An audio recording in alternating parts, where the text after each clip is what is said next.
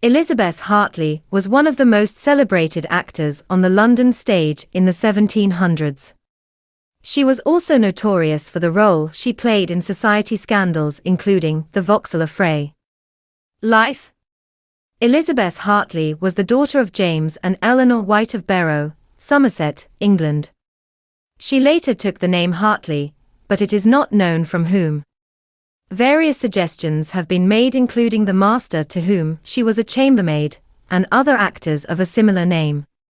There are also no reliable sources for her early roles until she appeared in Edinburgh, on the 4th of December 1771, as Monimia in Thomas Otway's The Orphan.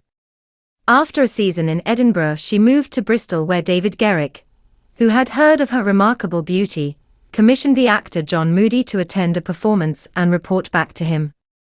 On the 20th of July 1772, Moody wrote, "Mrs. Hartley is a good figure, with a handsome, small face, and very much freckled, her hair red, and her neck and shoulders well turned. There is not the least harmony in her voice, but when forced is loud and strong, but such an inarticulate gabble that you must be well acquainted with her part to understand her. She is ignorant and stubborn. She has a husband, a precious fool, who she heartily despises. She talks lusciously, and has a slovenly good nature about her that renders her prodigiously vulgar." Since she was by this time already engaged to play at the Covent Garden Theatre, this poor review was of no account. Meanwhile, Hartley had been living at the premises of Mrs. Kelly, a well-known bawd, and it can be assumed was also working for her. Her first appearance at the Covent Garden Theatre was as Jane Shaw on the 5th of October 1772. It was said concerning her debut that she is deserving of much praise. Her figure is quite elegant, her countenance pleasing and expressive, her voice in general melodious, and her action just. However, writing about her performance in her next role, as Queen Catherine in Henry VIII, the same journal wrote that she had frequently sunk into a whining monotony which from the length of some of the speeches became very disagreeable. These mixed reviews which praised her beauty but criticized her acting continued after she played Aurelona.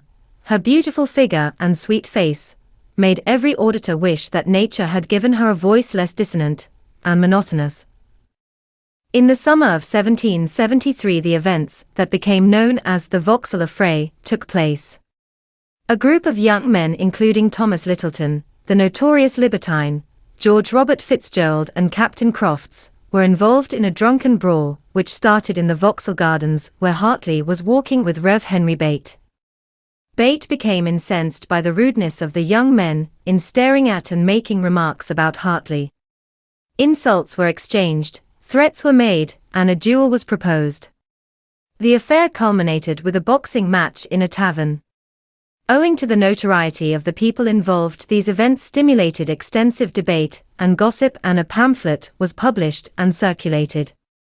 In the following summer of 1774 Hartley again made the headlines when she absconded to France with William Smith, who played her on-stage lover in Henry II, or The Fall of Rosamond.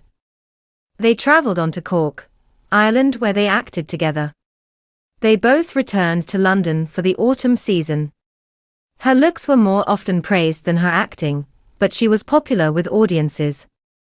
Her portrait was depicted by many artists including Joshua Reynolds, George Romney, John Downman, John Keyes Sherwin, and Angelica Kauffman. She was a very beautiful woman, and a good actress in parts that were not beyond her powers. Her forte was tenderness, not rage. A finer creature than Mrs. Hartley I never saw. Her make is perfect. Mrs. Hartley, who in all her golden beauty acted the lovely interest of Miss Neville. The author could not have wished a more perfect face and form. She worked at the Covent Garden Theatre in numerous roles until 1780, and also appeared at Drury Lane, Liverpool and Stroud. She left the stage at the close of the season of 1779–80 when aged only 30, possibly due to ill health. There is no record of the rest of her life until she died at King Street, Woolwich, on the 1st of February 1824. She was buried on the 6th of February under the name of White. Her will left £100 to the Covent Garden Theatrical Fund.